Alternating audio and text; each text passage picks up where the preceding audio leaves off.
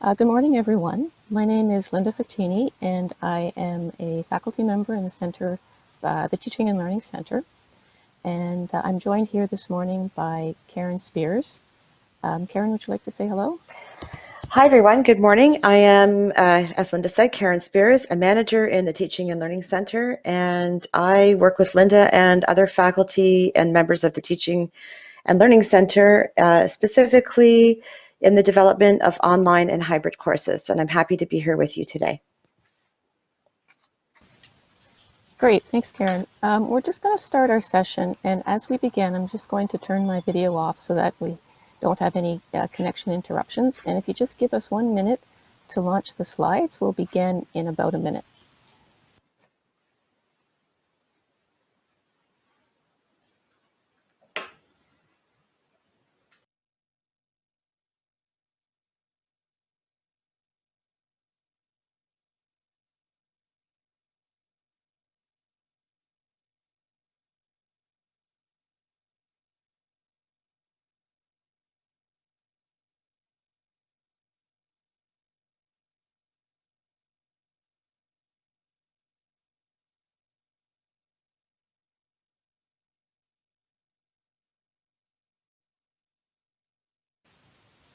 Great. Can everyone see the slides that are up?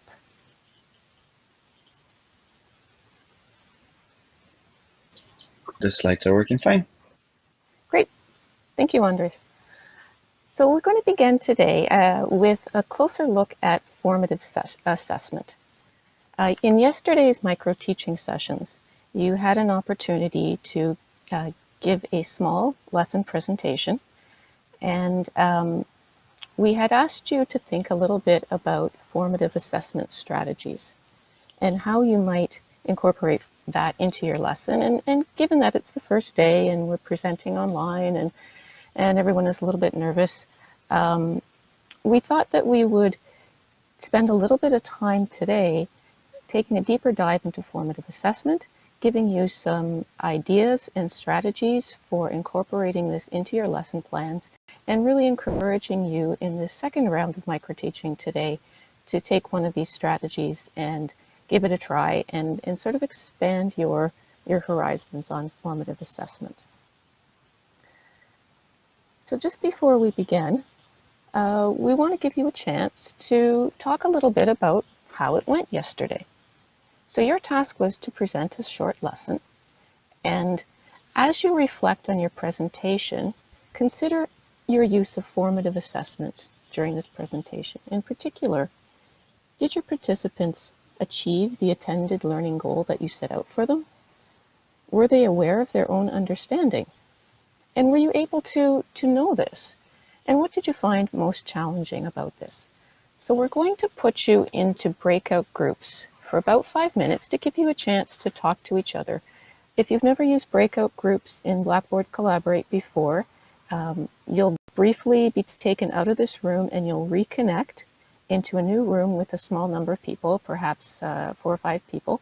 You'll have the ability to chat and use your microphone and share your video, and we're just going to ask you to discuss with your group members a little bit about how it went, some of the answers to these questions, and some of the feedback you might have received from your peers. So I will just launch the breakout groups now.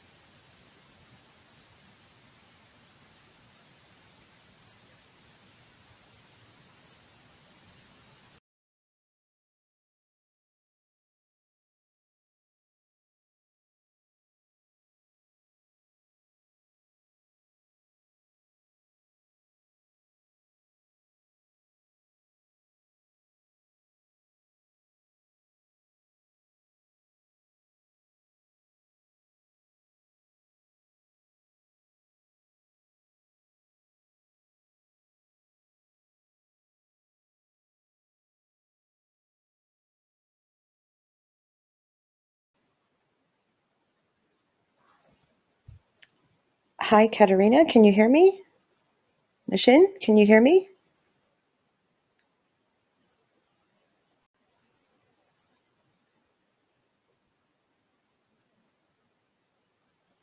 If you're talking, I cannot hear you, unfortunately.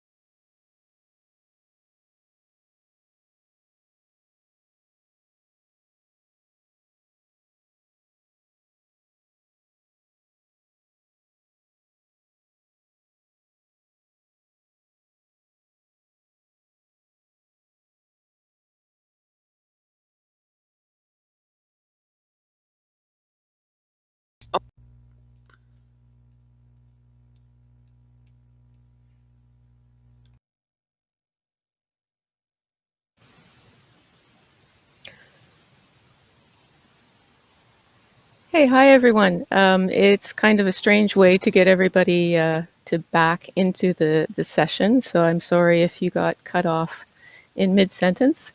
But I hope that you did have a chance to say hello to your fellow participants and to talk a little bit about your experiences yesterday and hear the experiences of others. As you noticed, you were in different breakout groups than the group sessions that you were in yesterday.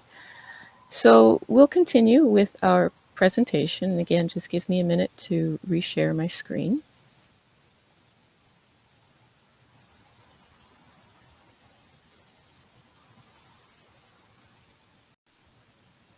Okay.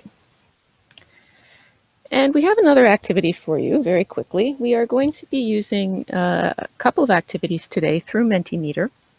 So if you have a cell phone handy, or if you just want to open another browser window on your computer, you can go to www.menti.com and type in the code 5358762. And what we would like you to do is to start thinking about formative assessment and come up with one word that sort of captures what that means for you. And you can enter as many times as you like, but each entry should be one word. And we'll give you a minute or two to come up with some ideas, and then we will see where that goes.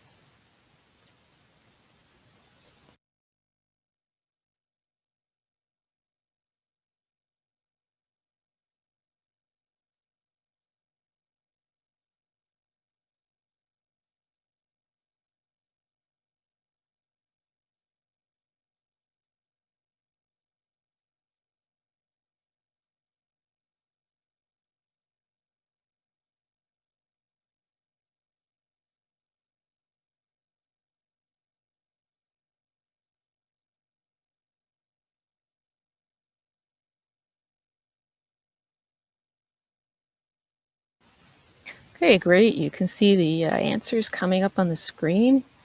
And the winner, not the winner, but the most frequent word that everyone's using is check-in, which is great. Understanding is up there. Feedback is coming through really strongly. Frequent, yes, absolutely. All of these things, very, very good. I liked low stress.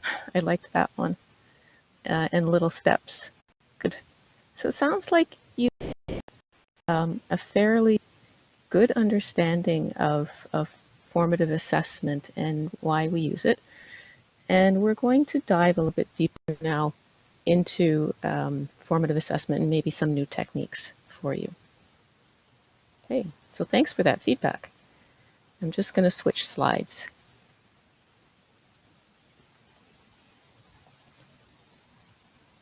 Okay, so let's look at the definition of assessment. Assessment is the ongoing process aimed at understanding and improving student learning. It involves making our expectations explicit and public, setting appropriate criteria and high standards for learning quality, systematically gathering, analyzing, and interpreting evidence to determine how well performance matches those expectations and standards, and using the resultant information to document, explain, and improve performance. Now that's a mouthful. That's a very long definition. So let's simplify this, and let's look and see what exactly this definition is telling us. And first of all, assessment is not just something that we do at the end of the course to generate marks or grades. It's a continuous, ongoing activity with the end goal of helping students learn. So if we look at expectations and making expectations explicit, by setting expectations and criteria, what we're really asking is, what is the learning outcome? What is it that we want the students to know and to be able to do? And Laurel alluded to this in her opening remarks this morning.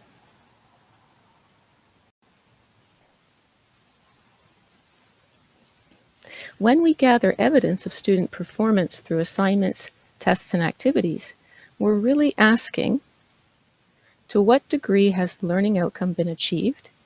Are the students learning what we intended? And if so, how well?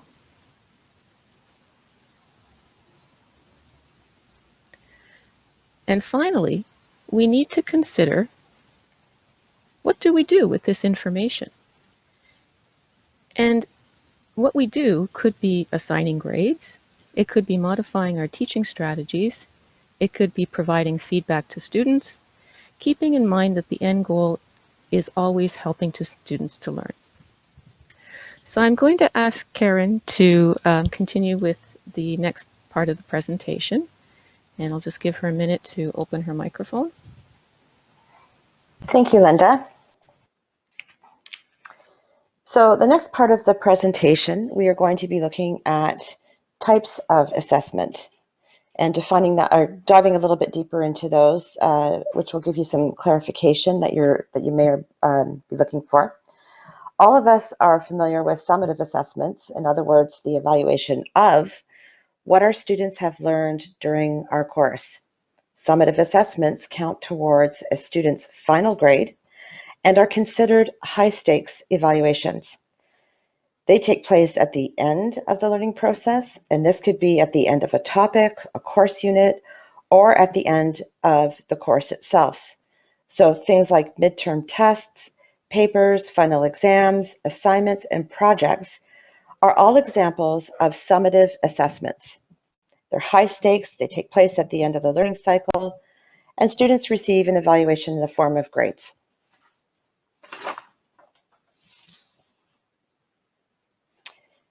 In our workshop this morning, we're going to focus on formative assessment. Now, formative assessment includes activities for learning about a student's understanding while they're still learning, and self-evaluations that students conduct as part of their learning process. And by definition, formative assessments do not contribute to a student's final grade in any substantial way. They are ungraded or very low stakes assessments. Formative assessments can take place before a lesson to determine what students already know about a topic and get them thinking about it. And this is sometimes called a diagnostic or a pre-assessment. Or formative assessments can take place during the learning process. Both the students and the instructor receive feedback on student performance that allows them to take action before the high-stakes summative assessment. Formative assessments can be as simple as a quick check-in with students, an observation of their work during a class, or they can involve a more structured discussion type of activity.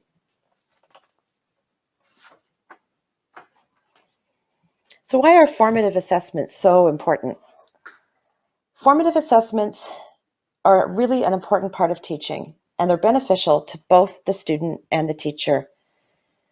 The benefits to the students are that it allows them to check their understanding and to focus on areas where they might need to improve. It also helps them prepare for a summative evaluation, and it helps them to take control of their own learning. They can review materials and identify where they may need to get extra help.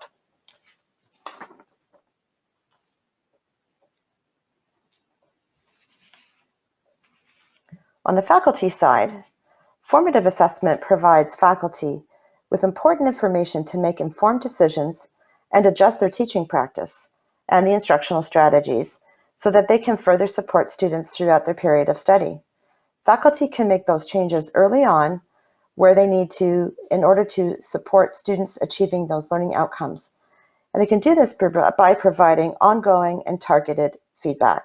So the benefits to instructors are it guides them in their decision-making process with that evidence that allows them then to adjust instructional strategies and so forth.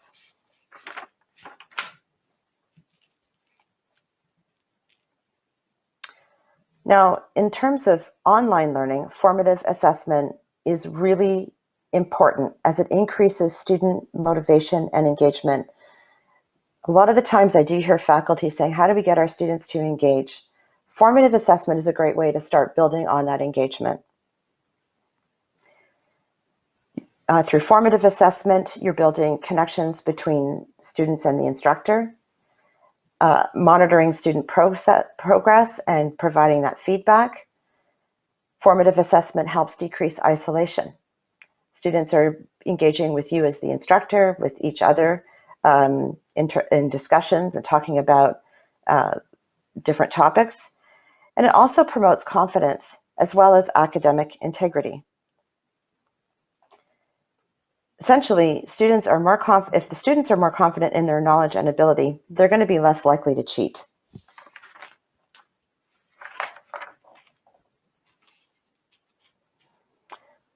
So let's do some formative assessment. Linda, would you like to take over here? Or do you Sure want me to thing. Thank you, continue? Karen. Okay. I'll run the first question. Maybe we can do a question each. So we've got some formative assessment for you. See how you are understanding our talk so far. So we're going to ask you a question, and then I'm going to open the Mentimeter poll, and you can answer. So is this formative or summative assessment? During class, an instructor quizzes students on lesson content using a Mentimeter poll. Sounds familiar.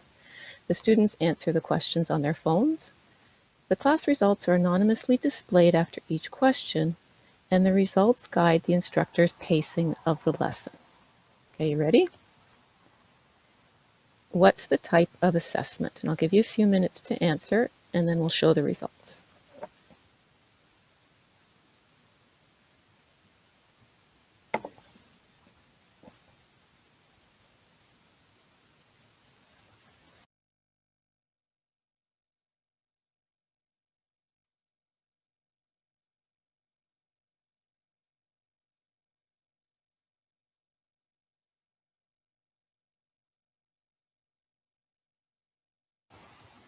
Okay, we have 24 responses. If anybody wants to weigh in, now's your chance because we're going to be showing the results soon. Okay, so the results are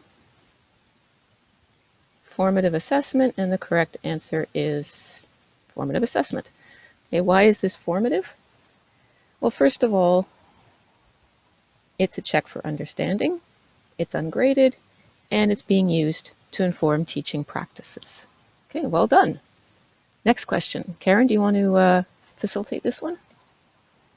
Sure. Okay, so the next question. During a group project presentation, students in the group must answer questions from their peers. Their ability to answer the questions contributes significantly to the group project mark, which is worth 25% of their final grade in the course. Is this formative or summative? And we'll give you a few minutes to weigh in with your answers.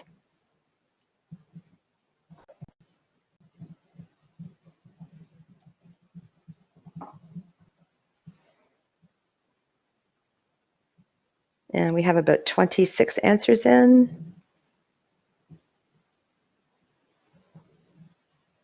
And the answer is correct. The answer is summative. Evaluation of students' knowledge and skills, which contributes to a final grade, which is a high stakes assessment. So this is what makes it summative.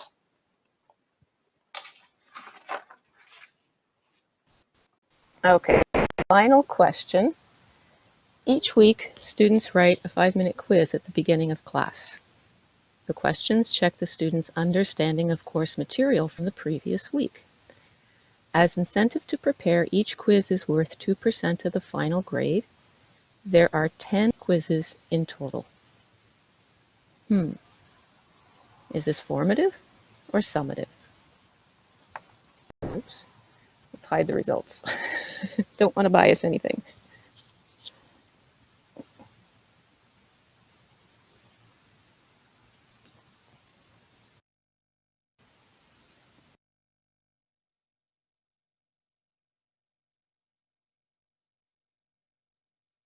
Okay, let's see how you answered. Aha. So a little bit more of a split this time.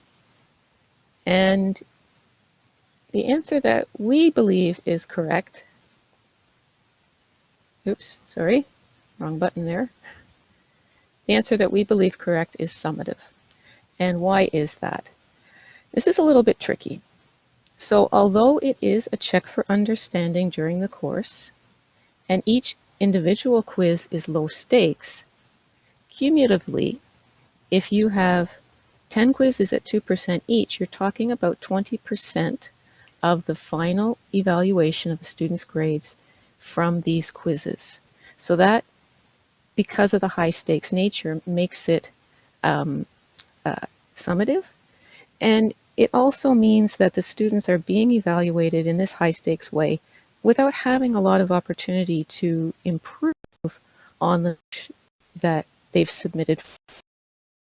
So we that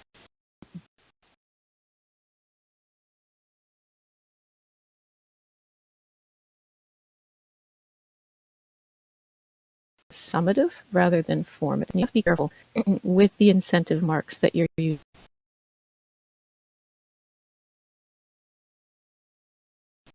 By definition, they should be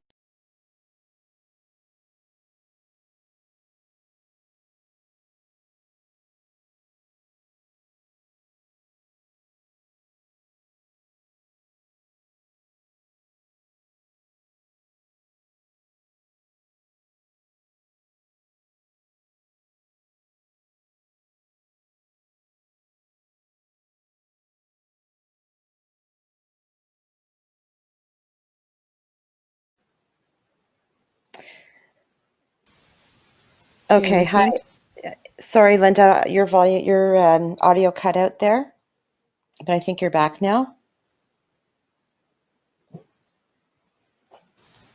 Where did I cut out? Just at the end of the last slide with sort of the final summary of the answer. Did you hear the explanation as to why it was summative? I heard part of it, and the screen also froze on me, but now I'm back. I'm on slide 19 now.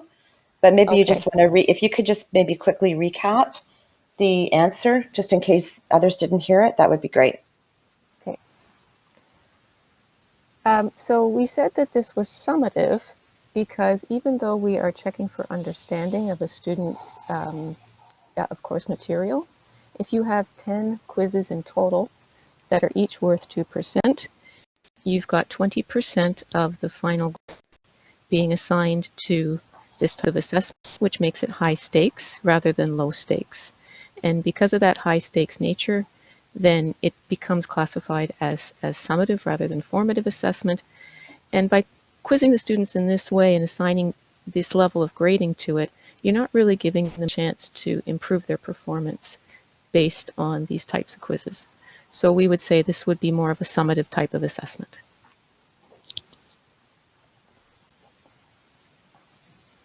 Thanks, Linda.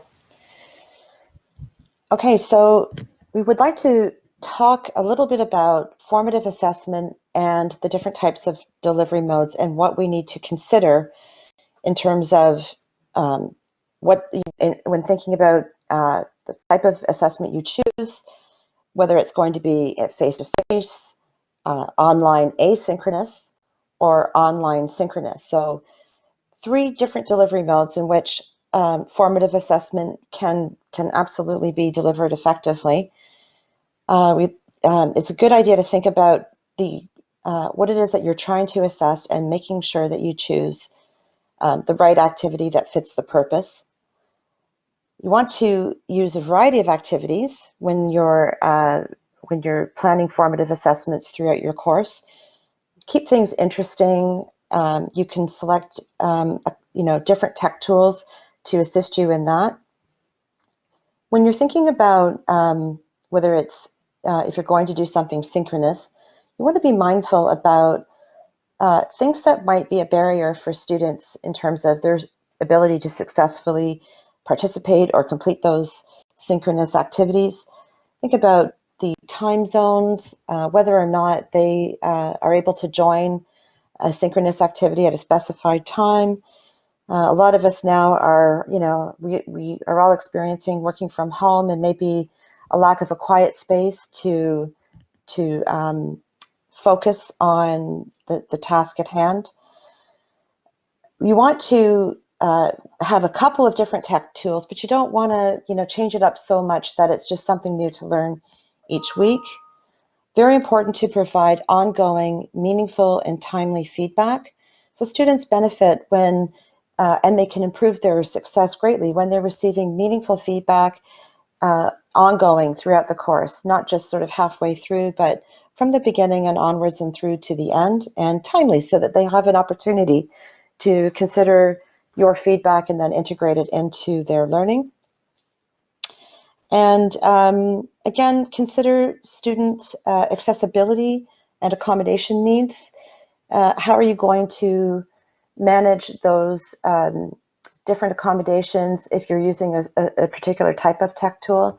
So you need to think carefully about that and make sure that the tools or the activities are accessible for students. And then again, just consider student availability for those synchronous activities.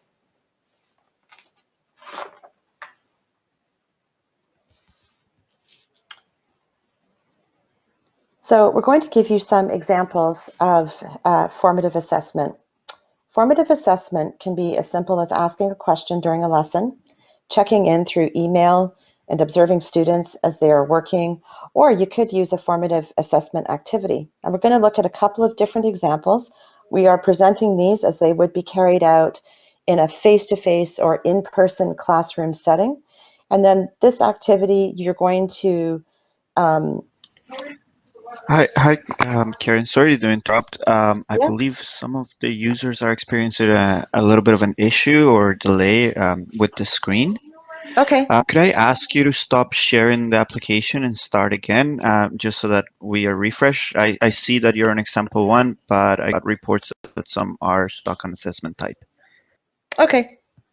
Linda's got control of the presentation, so Linda, if you can stop sharing the screen and restart it again and go to slide 20, that would be great.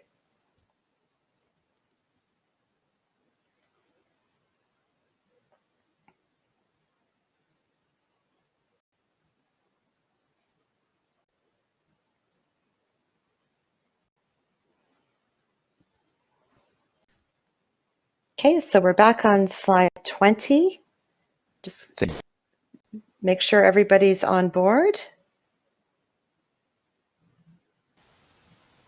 Just for those who are having trouble viewing this through Collaborate, if you are signed into menti.com, the slides will also display through Mentimeter as well. So you'll be able to see them in both locations. You'll be able to see them through Blackboard Collaborate, and you'll be able to see them on your Mentimeter if you're using that as well.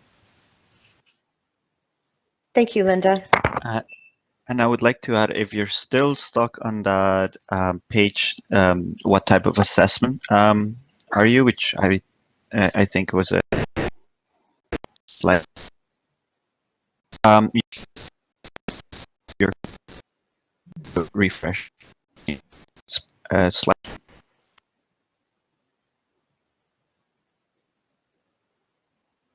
Okay, so can everybody hear me okay? I'll start again with slide 20, where we're going to be looking at some examples of formative assessment. And I think our recent experience, again, highlights the importance of being prepared for some of the tech issues that can arise when you're doing live synchronous activities. So be prepared and be patient, and we'll get on with it.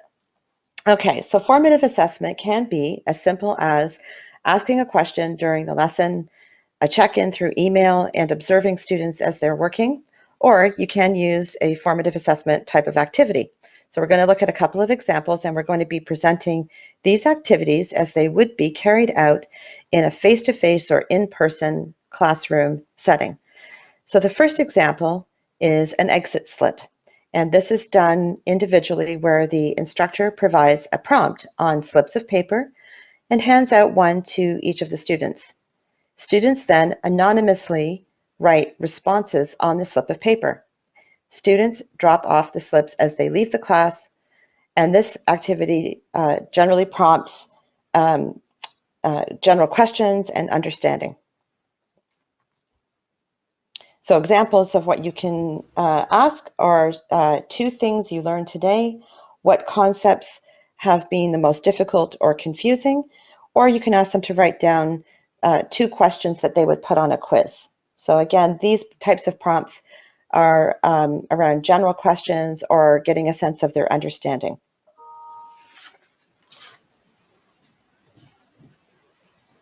Example 2, we are looking at strategic questioning.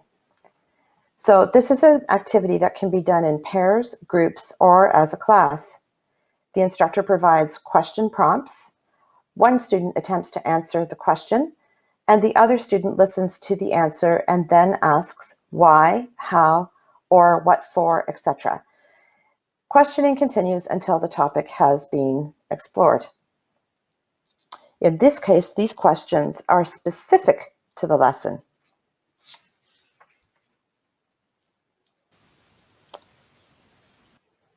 And on to example 3. This is a round robin exercise, which is done in groups.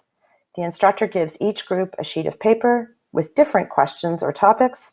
Each group writes one sentence in response to the prompt. The paper is then passed to the next group, who writes the second sentence, and this continues until all of the groups have contributed to all of the topics. So, for example, you would have 4 groups, 4 paper, and 4 topics.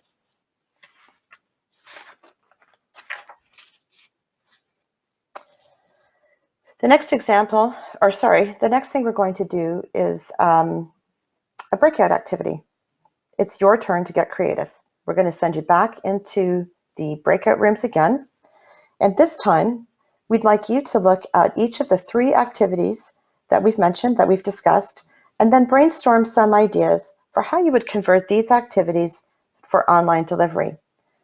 We want you to consider both synchronous modes and asynchronous modes.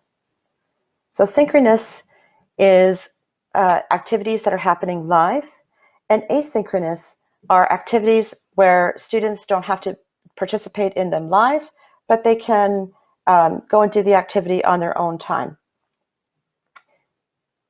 You might find this easier for some of the activities and harder for others. Take note of some of the challenges that you face when you're converting these activities. Then you're going to have your group select one idea for one activity and then post it on Mentimeter. So we're going to give you about 15 minutes and then we'll come back. And if the facilitators can also pop in and listen in on some of the discussions and be on hand to help, that would be great. Okay, so it's about 10 o'clock, and we'll just activate the breakout groups again. It'll just take us a minute to do that. The 3 activities, once again, for you, in case you've forgotten, are: 1 was exit slips, so those slips of paper handed out at the end of class. The second one was strategic questions, where you have a specific question, and then the student or the group, it probes deeper. Why? You give a response. Okay, why? Give another response. Well, why? So you just keep probing. And then the third one was the round robin exercise, where you have individual topics that get passed around the class, and each group has to contribute one thought to that topic until all groups have contributed to all topics. Okay, so exit slips, strategic questioning, round robin. How would you do them synchronously? How would you do them asynchronously? Okay, so give us a second. We're just going to put you into the breakout groups.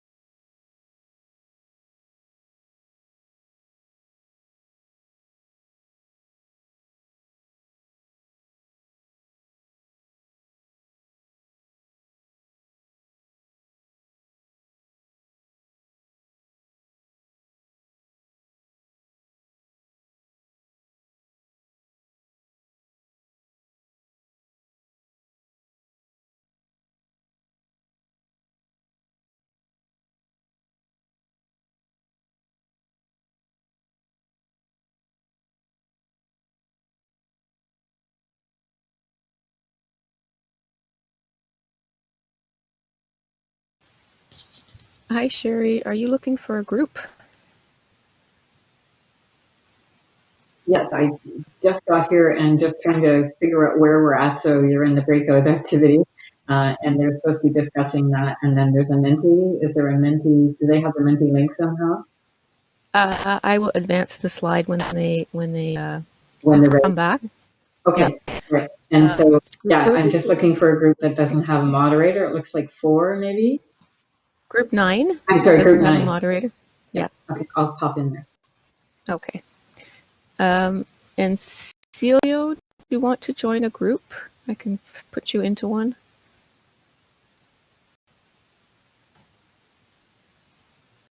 Oh, you don't have a microphone, right? You can't answer. I'm going to put you into another group so you can join the activity. If I can. I'm going to try.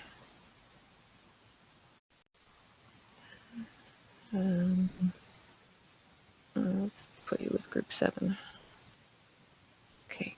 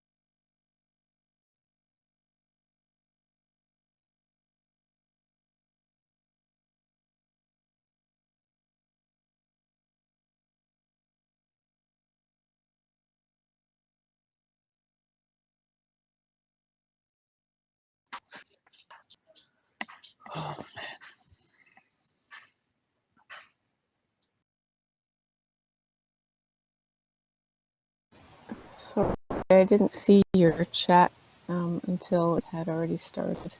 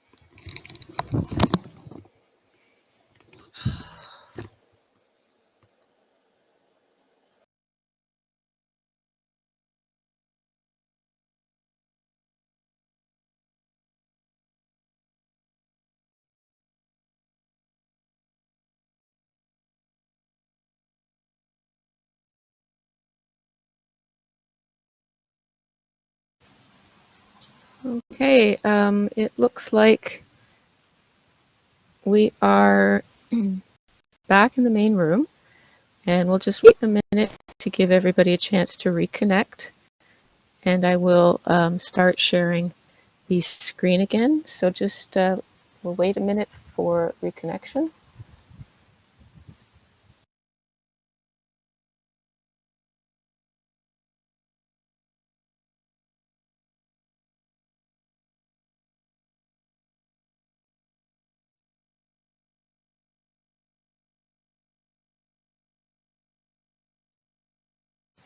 Can everyone see the slide on the screen? And can everyone hear me? Just a quick audio and visual check. Good. Great, thank you, Sherry. Okay, so hopefully you had a chance to get some ideas for what you might do. And if someone from the group could type a few thoughts into Menti. You don't have a lot of space to write. I'll advance the slide in a second. Either with your idea, or if you came up with something that you thought was really challenging or a stumbling block, you can enter that as well. So it's just a few points for us to discuss. So I will forward that slide, and we'll start looking at your responses.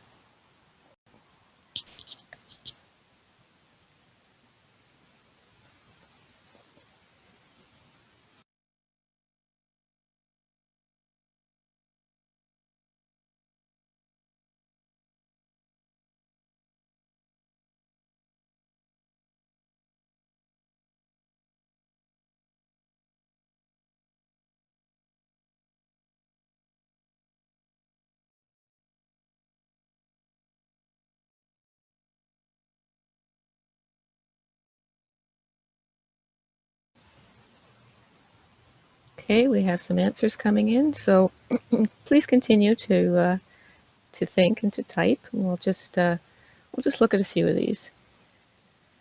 Okay, online formative assessment activity, polling. Yes, polling works very well. Tools like Mentimeter are good. Now, I'm not quite sure which activity with this was in response to one of the three. I think it might work really well for exit slips to have a quick poll at the end, and that would work really well in a synchronous setting. And you can also do this asynchronously as well with tools like Mentimeter, which allow you to set it up in Blackboard, not worry whether people are responding at the same time or at different times. So I really like Menti. We're using it today, and it's got a lot of features. Okay, let's look at more exit slips using a wiki. Great idea.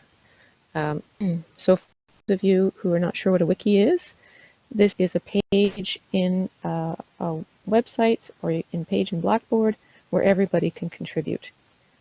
And you could post a question prompt and have students enter their own pages and their own responses.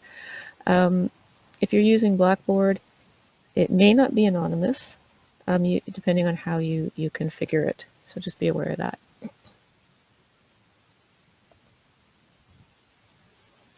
A discussion board or Mentimeter, right? Discussion board's more of an asynchronous activity. Mentimeter, as we said, could be synchronous or asynchronous. So please also indicate which of the three exercises that your solution might be for. These are all great ideas, by the way. Mentimeter red bottom polling. Okay. One of the challenges with Robin is you might, if doing this asynchronously, one of the challenges that we might face is timing.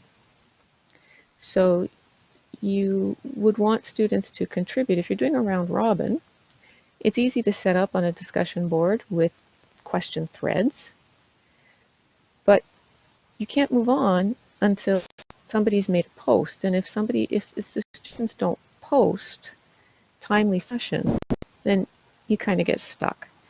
You have to think a little bit about timing as well. Padlets, yep, another great discussion tool. Okay. Leave the students with a question to answer in a short sentence to synthesize understanding. Right, can embed the Padlet for Blackboard for those to review later. Great. Okay, so we don't have time to go through all these, but we'll just do a couple more. Here's a round robin option. A discussion board, right? A word cloud, good. And allow students to draw on a whiteboard within Collaborate. So that might be a synchronous way of approaching it. And you guys are very, very creative. Well done. Okay, another good idea. Menti, yep. Yes, absolutely. Strategic questioning would be very difficult to do asynchronously, if not impossible. And you have to consider that when you're choosing an formative assessment strategy in your delivery mode.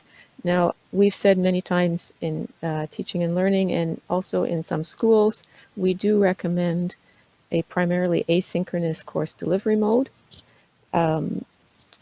for your students, with synchronous activities as supplemental discussion or office hours or things like that.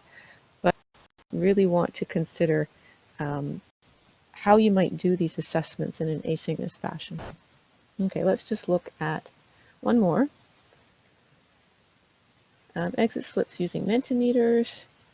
2 questions ahead of a lesson, 2 questions to put on a quiz. Great. Okay. Padlet. Chat feature in Blackboard Collaborate, again, for live sessions. Right. Okay. So I'm going to turn this back to Karen. So great ideas, everyone. And she will take us through the last couple of slides. Thanks, Linda. And that was great. Lots of great ideas and lots of critical thinking going on there in considering which type of assessments fit which activities. So we're going to now look at formative feedback. So now that we've seen a few examples of formative assessment, let's look briefly at formative feedback. Formative feedback is a crucial follow-up to formative assessment. Although feedback to students during a lesson is sometimes overlooked, academic feedback is more strongly and consistently related to achievement than any other teaching behavior. Incorporating meaningful feedback into your lesson plans can provide tremendous benefits to your students. How do we provide constructive, effective feedback?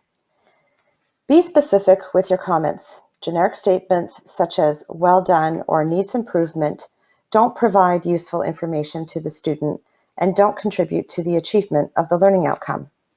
When giving feedback, clearly identify what was done well or what specifically needs improvement. The student may not be aware of what they are doing right or wrong. Be timely. Research shows that immediate feedback is more effective than delayed feedback in promoting learning. Try to give feedback to students in time for them to make necessary changes before being assessed again. Feed forward. Remember that good assessment advances learners towards a goal. Don't just comment on their performance of the current assessment, but provide comments that will allow them to know where they sit in terms of meeting a specific outcome and what they need to do in future work to get there. Present feedback carefully. Be mindful of the tone and level and intent of the feedback you're giving. Use clear, student-focused language and ensure the feedback is focused on the performance of the task and not on the learner. Be objective. Involve learners in the process. Feedback is only effective if students actually do something with it. Provide them with opportunities to reflect on the feedback, either in class or as part of a future assignment. Help students know exactly where they sit on the performance scale and what needs to be done to move to the next performance level.